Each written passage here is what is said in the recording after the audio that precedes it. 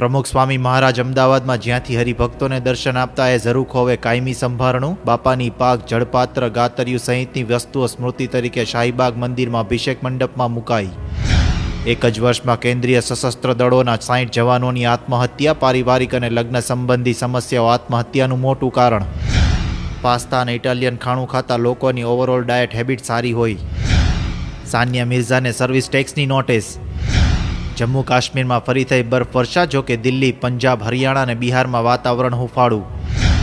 Train ઉથલાવવાના વધુ એક પ્રયાસનો પર્દાફાશ. મુંબઈ નજીક ફાંગફોડની ત્રીજી ઘટનાથી એલર્ટ. જવાહર નહેરુ પોર્ટ જતી ગુડ્સ ટ્રેન દુર્ઘટનાથી બચી. પહેલીવાર બહાર આવી સર્જિકલ સ્ટ્રાઇકની અદમ્ય શૌર્યગાથા. ભારતીય સૈન્યએ કર્યો અમાવસ્યાનો ઇંતજાર. 48 કલાક અગાઉ એલઓસી પાર કરી દુશ્મનો પર બાજ નજર રાખી પછી મોત બનીને ત્રાટક્યા ભારતીય કમાન્ડોઝ. દેશના એરપોર્ટ્સનું પુનઃનામકરણ કરી મહાનુભાવોના બદલે શહેરોના નામ સાથે જોડવા દરખાસ્ત. મુસાફરો વિદેશી પર્યટકો ગોટે ચડતા હોવાની વિચારણા. ગુજરાતમાં આગામી વર્ષથી પીજી મેડિકલની 400 બેઠકો વધશે. મેડિકલ કાઉન્સિલ ઓફ ઇન્ડિયાની મંજૂરી. તેજ ગતિએ ફૂંકાતી શીતલહેરથી સમગ્ર સૌરાષ્ટ્ર કચ્છમાં અનુભવાતો બેઠો ઠાર. નલિયા 7 ડિગ્રીએ બાદ કરતા તમામ સ્થળે ઠંડીના પારામાં રાહત. સાંજ સમાચાર રાજકોટ.